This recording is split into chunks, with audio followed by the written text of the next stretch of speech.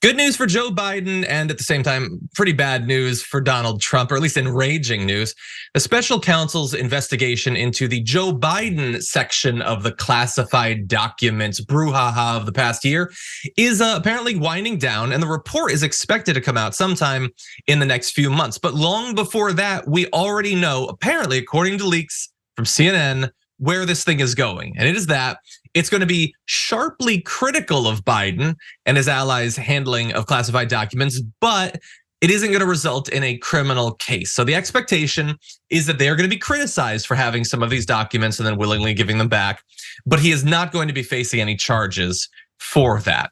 I had not thought about the Biden section of this quite a while, so I don't really know how surprised I should be. We've known for a long time that what they did is very different. Biden has maintained that nothing he did was illegal. It might have been, accidental or whatever.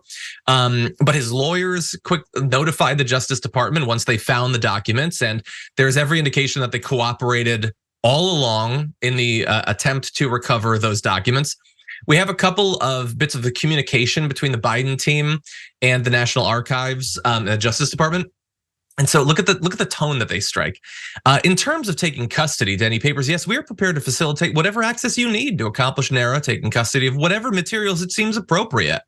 Other correspondence includes things like at your convenience, and I can be reached anytime on my cell. So look, if they were talking like that and then not giving the documents back, then that would be worth nothing. But there is no indication that they did anything other than try to be as accessible and helpful as possible. Obviously, on the Trump side, and that's sort of looming in the background of this, the stance is very different, up to and including right now, actually. And so it is possible that the report will go in a different direction, but there are a couple of sources implying that he will not be facing charges. Brett, what do you make of that? I think this is just hilarious. It's basically reinforces this idea that the reason Trump is getting in so much trouble for it is that when he realized he was wrong, he didn't just say that.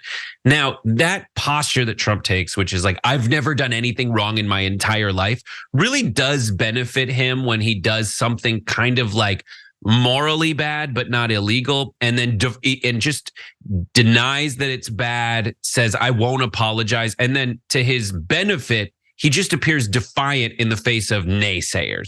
But in a legal scenario, this backfires so wildly, and he's trying to play the same card that he would play if it was just like an Access Hollywood moment, right?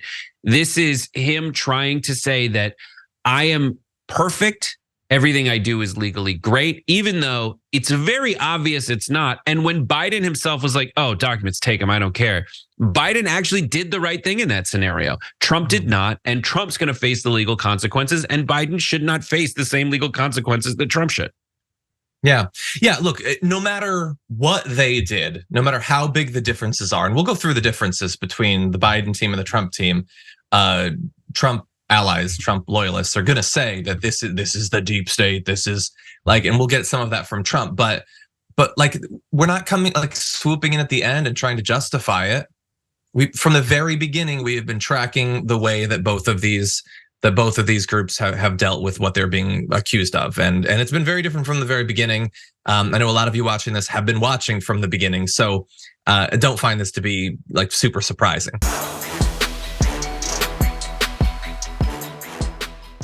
For more political news breakdowns, interviews, stories of activism, and me trying my hardest to care about the occasional big celebrity news story, subscribe to our YouTube channel at youtube.com/The Damage Report. And you can ring the bell wherever it is so you don't miss anything.